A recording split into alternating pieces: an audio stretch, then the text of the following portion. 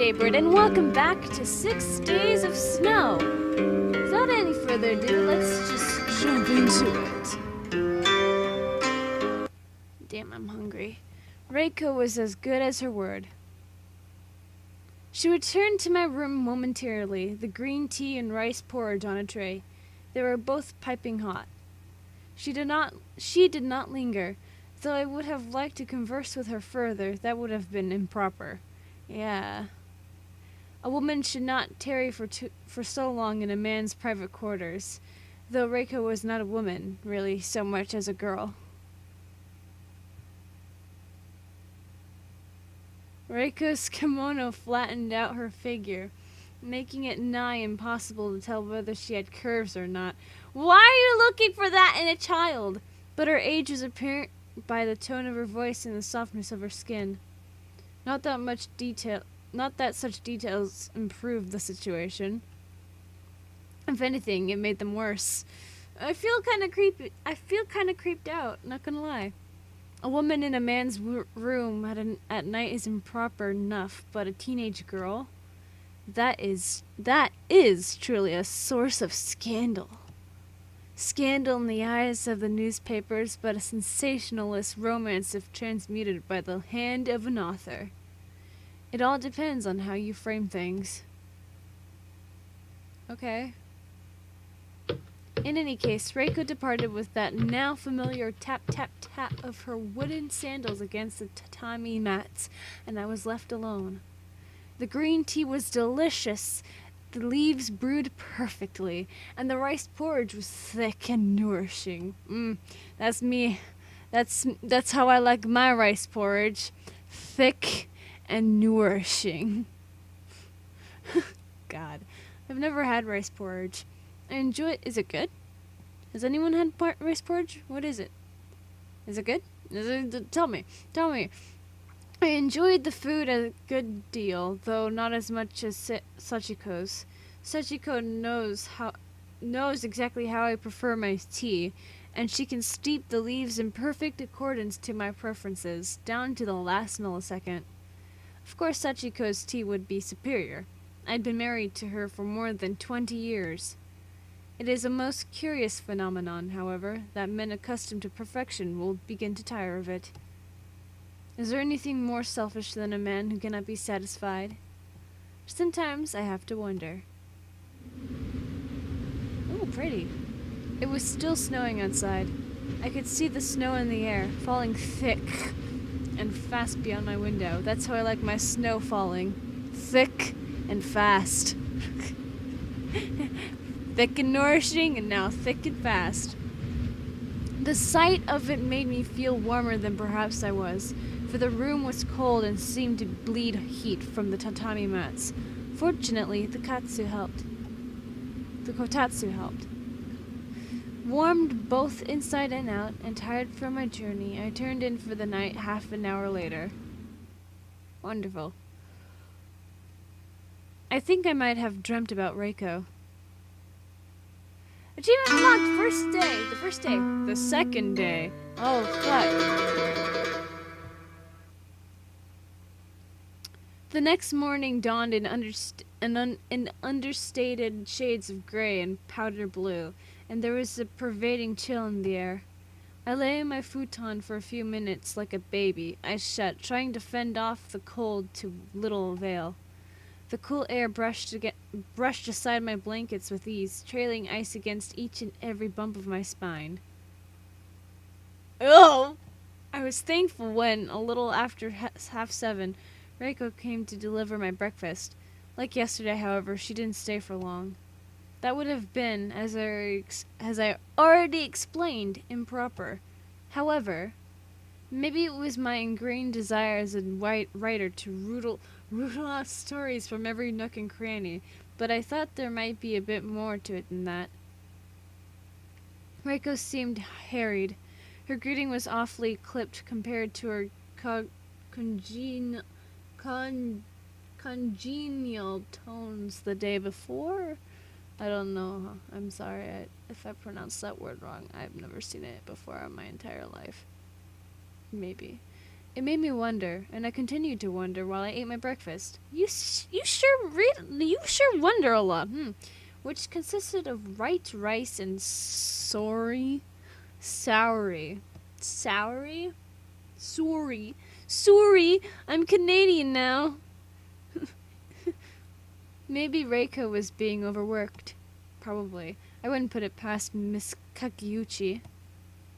Though I knew little about the woman, and it seemed unfair to judge her character based on Yosuke's observations, the way she had shouted for Reiko yesterday did not bode well. My mother had certainly never spoken to me like that when I was a child. Sachiko, meanwhile, would have sooner eaten a bar of soap than scold Kenta or Kenji, our little boys, who weren't so little now, come to think of it. Kenta was 22. Kenji was 17. Practically an adult. But children never stop being children to their parents, even when they have children of their own, and debts, and their hair starts to thin. That's just how parents are. What of Miss Kakiuchi, though? What of Reiko? It was not too unusual, I supposed, for a daughter to help her mother with the family business, particularly a business that was secreted away and secreted away? What? Secreted away in the mountains and might struggle to maintain regular staff, but interacting with your mother not only as a parent but an employer must have placed some undue strain on their relationship, and it was obvious it was strained. That had been more than apparent, judging by the way Reiko shied away from her mother. Shied away.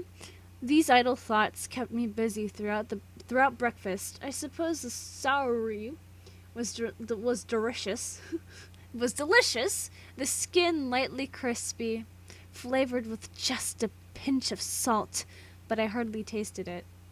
This time, it wasn't because I was comparing the quality of the cooking to Sachiko's. To be perfectly honest, I wasn't thinking about Sachiko at all, clearly. I finished my breakfast, leaving only the skeleton of the sauri behind. Is it like a fish or something? I don't know. Its ribcage was snowy white, the slender bones curved in a gentle arc. What is a sauri? What the fuck is that? Excuse me. What the fuck is a sauri? What the fuck is a sauri?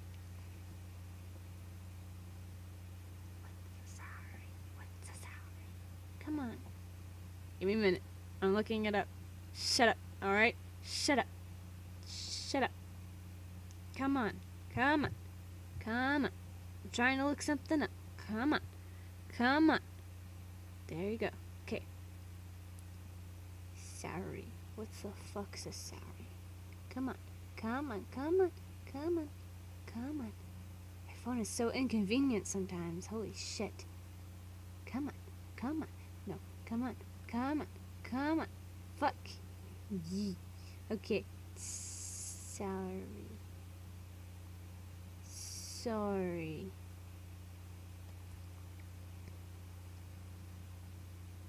Oh, it's a fish. Alright, I was right. It was a fish. With a full stomach and nothing else to do, I glanced vacantly out of the window. I thought something sounded strange when I awoke, but it was only now, well fed and well rested, that I realized what it was. It was no longer snowing. I had grown so accustomed to the sound of the falling snow, the lack of it was disconcerting. It is hard to put it into words, but I suppose it was like hearing an old song, a childhood favorite, played one note out of tune. The ground was thick and heavy with snow, like a blanket. That's how I like my ground, thick and heavy. God, why is there so many thick? Why do they keep using the word thick? The trees that lined the inn were naked husks stripped of leaves. Their branches were laden with snow, the trunks wreathed with frost. The branches looked like long, slender fingers reaching into the sky, seeking refuge, perhaps, from the cold. But their pleas would not be answered. Though it had ceased snowing, for the moment, at least, the weather could hardly be called warm. The sun outside shone weakly, but it was a rather poor effort. I don't think I've ever seen such a melancholy sun before, so fragile, so delicate, and so tiny too. It might as well have been a pinprick, a pinhead, a baby's fingernail. I shifted, strangely anxious. For a few moments, I feared I really was at the bottom of a well, even though playful wind had abated. It was quite enough to be eerie. I could hear the sound of my own heart beating. Ew. In the still silence, frozen like a photograph. Why did I say it so weird? Frozen like a photograph, there was nothing to distract me from myself. I scrambled to my feet. All of a sudden, I felt anxious, though I wasn't sure why. Worry weighted down my subconscious, but it was a nebulous and vague kind of worry I couldn't explain. Because I couldn't discern the source of my anxiety, I wasn't sure how to go about placating it, and that troubled me all the more. It was better than to move. I couldn't stay in my room any longer. If I did, I might have gone mad. So dramatic. God. I crept along the wooden corridor as quietly as I could. It was still relatively early in the morning, and I didn't want to disturb any of the guests. Not that I'd seen any other guests. I presume there must have been other guests, though, or Reiko would not have looked so put upon that morning. While I had been lying on my futon, luxuriating in what little heat it afforded me, had Reiko already been up and about, sweeping floors and conveying messages to the cook and jumping at the sound of her mother's authoritarian tones? Not for the first time, I felt sorry for the girl. It was unfortunate my pity had very few practical applications. I kept quiet, my head bent, and continued to pick my way down the hallway. No matter how silently I attempted to tread, the floor creaked all the same, announcing my presence to whoever cared to listen. But there was nobody around to listen. If there were other guests, they were tucked away in their rooms, still fast asleep. It was so quiet, save for the sounds of myself and my own shuffling, I could almost bring myself to believe I was the only person left alive. The only one in the whole world. There were no other guests at the Zami Inn. Why would there be? If there were guests, they wouldn't be flesh and blood humans. You'd have to be crazy to come to a secluded place like this of your own accord. No. There were no humans here, only ghosts. Maybe, when I was sleeping, these ghosts crept out of the shadows and held parties. They would tell stories of the good old days and play the koto and let the sake flow. What else was there to do in these mountains, even for ghosts? If they were hopeful spinsters or helpless romantics, they wouldn't find their second halves here. If they were downtrodden servants or lonely proprietors of decades past, they wouldn't find comfort here. If they were warlords or samurai seeking revenge against their defeated kinsmen, they wouldn't find salvation here. It was far too desolate. While conjuring up these stories inside my head, I failed to realize I had managed to stumble across a prominent figure of the inn's current state. That is, until said figure in question cleared his throat and gave me a curious look. Mr. Tanabe. Excuse me, Mr. Tanabe? Oh. I started, blinking away the hazy ghosts from yesteryear that had settled behind my eyelids like the snow. The helpless romantics dissolved in fits of tears, and the downtrodden servants bowed themselves into non-existence, and the shamed samurai skulked away into the shadows. There's nobody left in the Zami Inn. Nobody save for myself and my hostess, Miss Kakiuchi Kayo. I apologize, I said hastily, bowing my head. I didn't mean to ignore you. I was just lost in my own world, I suppose. It's quite all right, said Miss Kakeuchi, though I had my doubts. I didn't take Miss Kakeuchi for the kind of woman who appreciated being ignored. I don't think anybody enjoys being ignored. How else can we confirm our own existences, if not with the eyes of others? But Miss Kakeuchi seemed to have less patience with it than most. I just wanted to ask, Miss Kakeuchi continued, her voice smooth and soft, whether you had a pleasant night. It was fine, thank you, I responded in turn, just as she had expected, polite yet distant. We could have been two birds passing by on opposing migratory paths, one going north and one going south, never to see the other again. That's what most human relationships boil down to. All the snow must have made me cystic.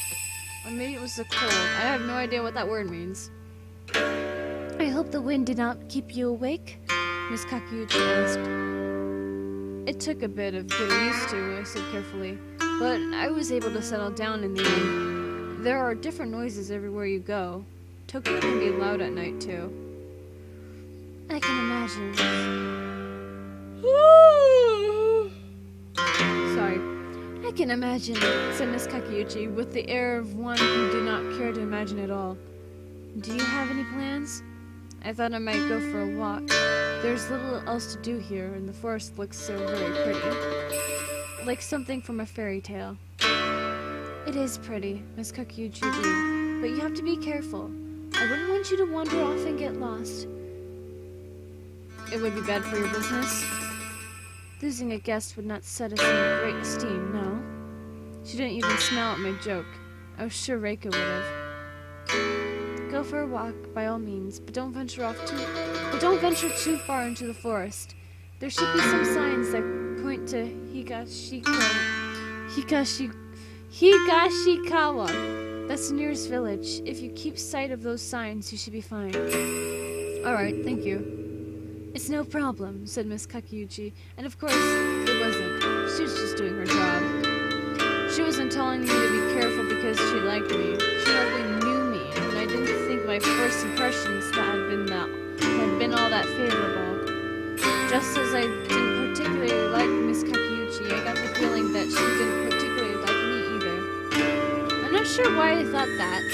Call it paranoia, if you will, but the way Miss Kakeuchi surveyed me, her eyes narrowed, left me with no doubts we were not, and never could be, friends. Just try to come back before 12. You don't have to, of course, but if you want to eat lunch in an inn, that would be advisable. There aren't many restaurants around here unless you're prepared to walk in the snow for miles or hire a taxi. I bowed my head, thanked her again, and then I left. I had no desire to look back. Oof. Ooh, pretty! The crisp air, chilled from the snow that had fallen last night, danced across the tip of my tongue. It was soothing and set me at ease, perhaps perversely, given it was so frigid. If it had been cold inside the inn, that was nothing compared to the temperature outside of its old wooden walls. The air felt cold enough to preserve a corpse, leaving it in an impeccable, pristine condition, like a doll freshly unwrapped from a box filled with tissue paper. Miss Kakeuchi, however, was even colder. Ooh, damn! I was content to presume that Miss Kakeuchi's blood was warm and red like mine, but there was something about her that unsettled me. Reiko, meanwhile, had to live with that woman. The poor girl had my condolences. As I walked, following the wooden signs Miss Kakeuchi had pointed out to me, the snow crunched beneath the soles of my shoes. When I glanced behind me at the winding path I had taken through the forest, I could see a long line of footprints. They were the only blemishes on an otherwise flawless canvas. I felt a little sad that my presence had disturbed the environment, so I wasn't worth it. The snow, though ephemeral, seemed to have far more value than I did. It was prettier at any rate, and probably brought people more joy. Most of my poems, my novel included, were rather gloomy works. The critics had panned my novel particularly, claiming it was rather too maudlin, and not realistically so. Perhaps that was because I was writing from a position of privilege. How could I write about sadness, true, deep, untapped sadness, when I have lived a comfortable life, accompanied by a loving wife and 2 devoted sons? I've never before experienced great loss or grief or sorrow, just boredom. And I had the nerve to tire of Sachiko's presence simply because I had grown accustomed to the taste of her miso soup. Goddamn miso soup. If it's that great, I want to taste it. When I looked at it like that, I was a horrible human being. Did I even deserve to have a wife like Sachiko? Sachiko had never wronged me, and yet, at the same time, I found I could no longer stand to be in the same room as her. Sachiko's servility, which had once seemed so charming, was now nothing more than an irritant. It was almost as though my vile thoughts were staining the snow rather than my feet. I felt, as I walked, that my existence was making the world a worse place. Perhaps it would have been better if I simply slipped away like the melting snow. However, I was too old for such flights of fancy, and I knew I couldn't be so irresponsible. Sachiko was waiting for me, and so were Kenta and Kenji. I had formed too many connections during my life, and I couldn't afford to sever them over a few childish impulses. Starting a new life? How could I? Out here? It sounded like a romantic prospect, but I would soon grow sick and tired of the snow. Just as I had grown sick and tired of Sachiko. Sachiko and her miso soup, which was so predictably delicious it was almost irritating. I laughed wearily to myself. How lucky I was that this was all I had to be upset about. It was almost like my life was too perfect. I wondered what Reiko would make of my book. Perhaps she would like it. Women seem to favor my writing more than men. Perhaps because I had a fondness for penning romance stories. Mawkish romance stories where nothing went right and everything fell apart. My novel was about a young girl apprenticed to be a geisha. Of course, I myself have never been apprenticed as a geisha. I am not a woman. Well, duh. Maybe that was why my book didn't sound sincere. I had no idea what I was doing, really. I was just fantasizing. But Sachiko liked it. Then again, Sachiko liked everything I did. I didn't know if I could trust her opinion. I paused at another wooden sign. Apparently, Higashikaiwa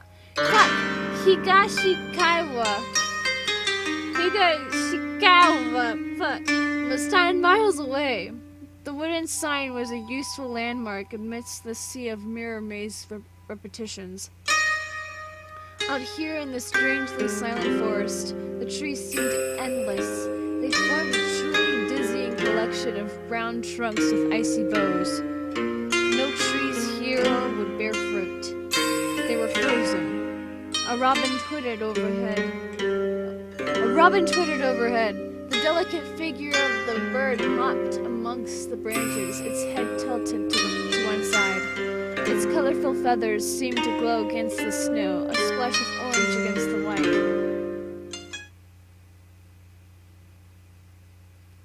My walk brought some much-needed color to my face. My cheeks were flushed with blood and my fingers were tingling pleasantly from the cold.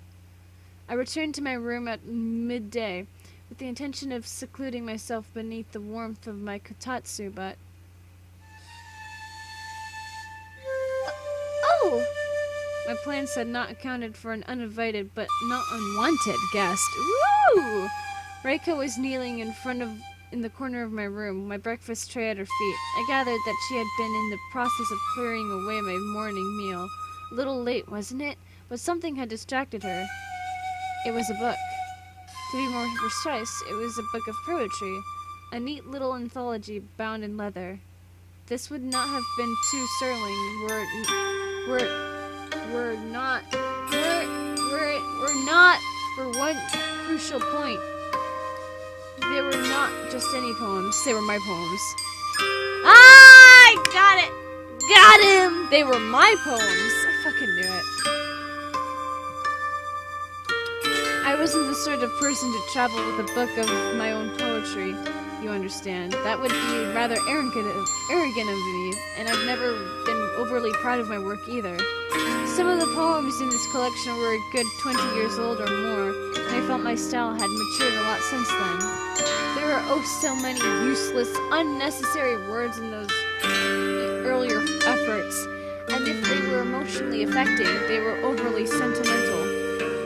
In my opinion, poetry shouldn't try to bludgeon the reader over the head with unwieldy masses of words. Poems should use their words carefully, like tools. Each and every syllable should be selected to achieve an overall effect.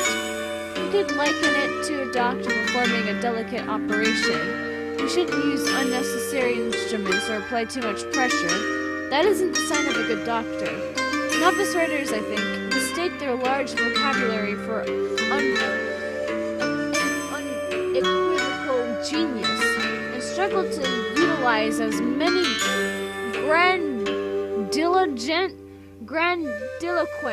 grandiloquent terms and phrases. Why are you using so many big words? As possible to prove their own superiority, not to benefit their reader's experience, but for the sake of their own bloated egotism.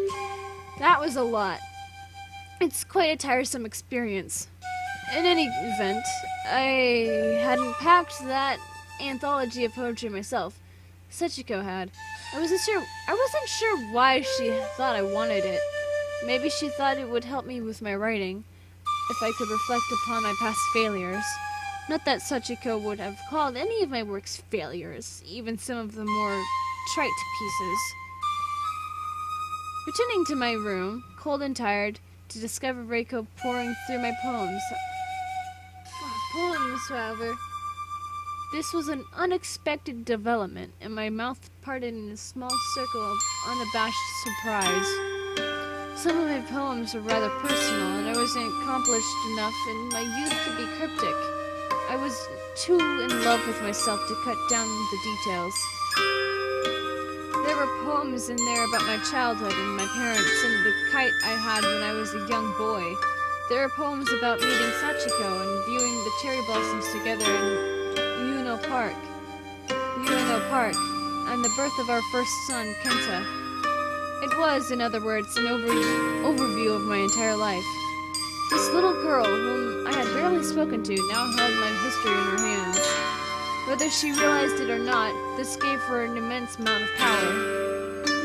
I think she must have understood the gravity of her crime in some part, because she looked abashed and dropped the book as though it burnt. I'm sorry, she stuttered. I know I shouldn't have, but I was clearing away your breakfast things, and then I saw this new case, and I know it was wrong of me, but I was just so curious. It's all right. I don't mind, really. I understand. I understand completely. If you want to file a complaint, I'll accept any kind of punishment. And then she broke off, blinking in surprise. Did you say you don't mind? Well, I coughed and ran one hand through my hair. I suppose this is somewhat embarrassing. I'm not overly keen on that anthology. Oh, you're not? Reiko asked, inclining her head to one side. Why are you carrying around a volume of poems you don't care for, then? It was a good question. My wife packed it. Oh! Reiko said again, the syllables slipping from her lips as clear as stream water. Does your wife like poetry? Sachiko isn't too familiar with poetry. I think she likes this collection because she feels she has to. I'm not sure how much she understands. I winced. But that sounds rather pretentious. Well, Reiko looked down at the tatami floor, suddenly shy. I know I'm rather young, and my opinion probably doesn't count for much, but I liked those poems. You did?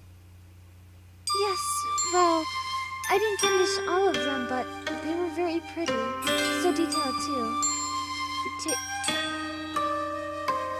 The detail is the worst thing. You can over-embellish. Well, maybe it was a bit too much at points, but I think that shows how passionate the writer is. Yes, said Reiko, nodding as if she came to a conclusion. That's it. They're very passionate. The writer really, painted a picture with their words. I could see everything so clearly. I was transfixed. Even the poem about the fireworks? Especially the poem about the fireworks. Reiko's own irises seemed to light up with bursts of pyrotechnic wonder. Goodness, I sighed, letting my head meet my hands. That poem was the worst of the bunch. Well, maybe you can understand it because you're a man. It's a very romantic poem. Ah, I guess. A poem about the fireworks. It was one of the first poems I had ever written. It had been popular when I published it in the local newspaper, and perhaps one of my better known works. For that reason, I hated it. Looking back on it, it seemed far too juvenile and immature. The imagery was labored, piled on with the shovel, and the theme of silence was integrated clumsily. A poem about silence should know better than to fill every single space for breath with unwieldy words.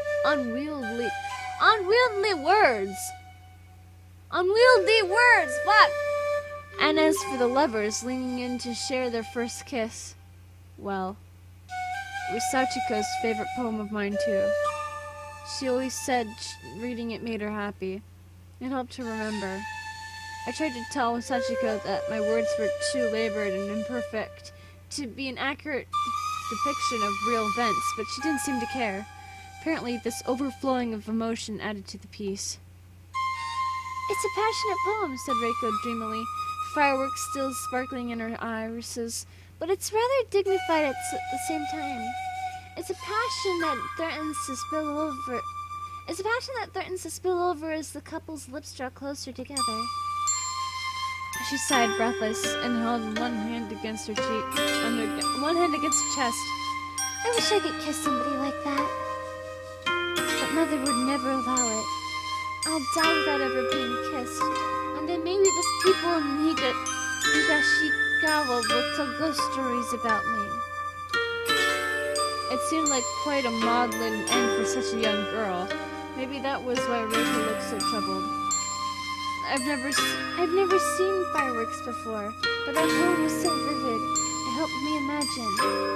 Reiko shifted, her face a little flushed from her sudden confession. Perhaps she was embarrassed. I felt a touch embarrassed on her behalf, but she didn't duck her head or try to hide behind her hands.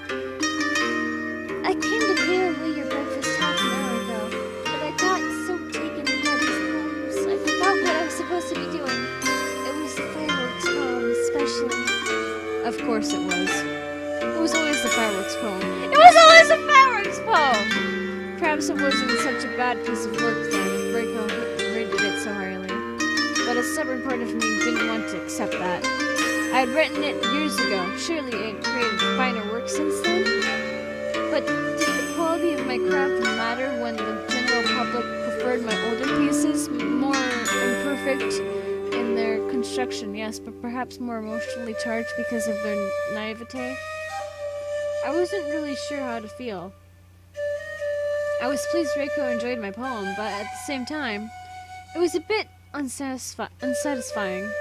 It wasn't nice. It isn't nice to think that you haven't progressed at all in your craft, and in fact you may have gone backwards over 2 decades.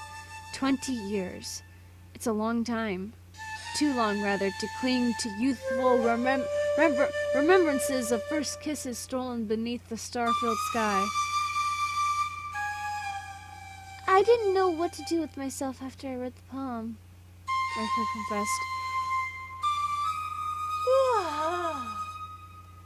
I just sat there thinking. I wet my lips with my tongue. All of a sudden, my throat felt rather dry. If you don't mind me asking. If you don't mind me asking, what did it make you think about exactly? Oh, all kinds of things, said Reiko. I thought about festivals I'll never go to, and pretty clothes I'll never wear, and boys I'll never kiss. She smiled sheepishly. What am I saying? I must sound so selfish and uncultured, reading such a pretty poem and only thinking about myself. I bet there are deeper themes in there, and I'm too stupid to see them. The author would probably be mad at me. Oh, no, I said. The author wouldn't be mad at you at all. In fact, it's quite the opposite. How can you be so certain? Do you know them? Quite intimately. In fact, you see, I paused for dramatic effect, amused by the theatricality of the whole thing. In that moment, I could have been the disciple of the Kabuki theater. Reiko stared at me expectantly, her hands clenched into fists. For a few moments, it seemed as though neither of us could breathe.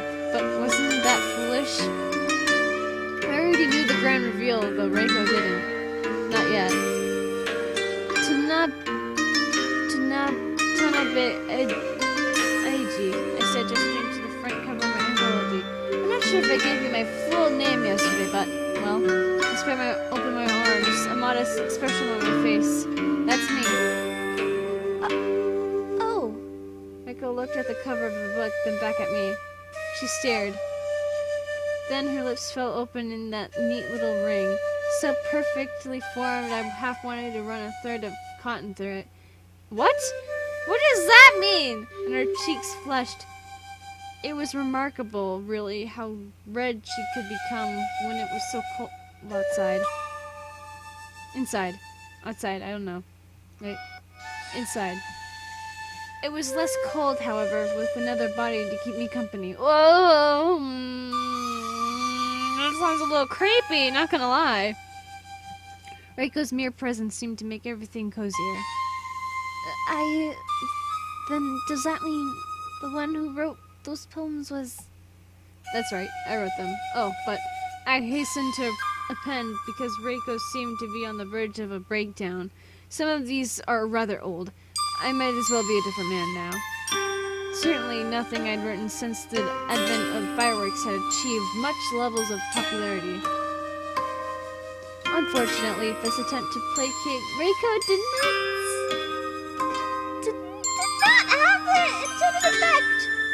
Her eyes were wide open, pupils swimming about in the whites, and she opened and closed her mouth with juddering motions like keys stuck on a typewriter.